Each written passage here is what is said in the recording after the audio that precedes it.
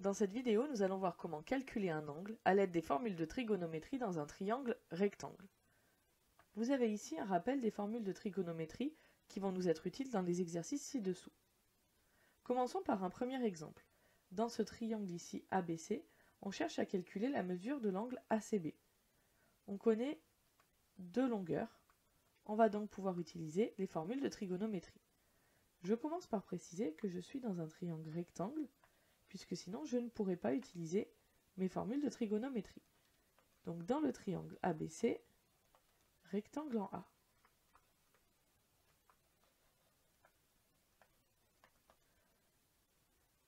Ici, je connais la longueur de AC, qui est le côté adjacent à mon angle ACB, ainsi que la longueur du côté BC, qui est l'hypoténuse du triangle. Je vais donc utiliser la formule du cosinus, puisqu'elle utilise le côté adjacent, ainsi que l'hypoténuse. J'ai donc le cosinus de mon angle ACB, qui va être égal au côté adjacent, c'est-à-dire ici AC, sur l'hypoténuse, ici BC. Je vais remplacer par les longueurs connues. J'ai donc le cosinus de l'angle ACB qui va être égal à la longueur de AC, c'est-à-dire 3,4 cm, sur la longueur de BC, c'est-à-dire 8,2 cm. Je vais ensuite utiliser ma touche arc cosinus pour connaître la mesure de l'angle ACB.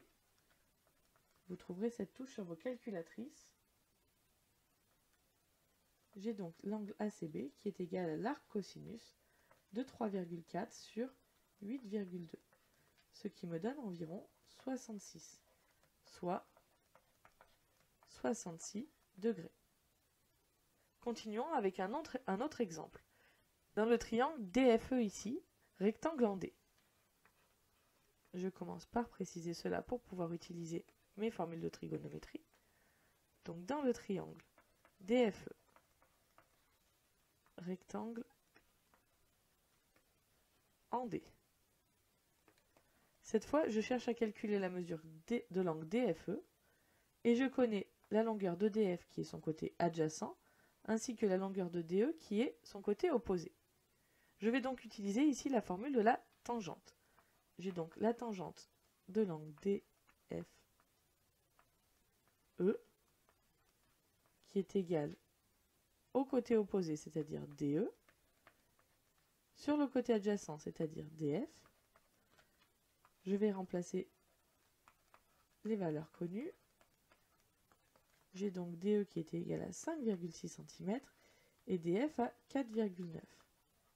Et ici, de la même façon que tout à l'heure, je vais utiliser la touche arc-tangente pour calculer la valeur de mon angle DFE.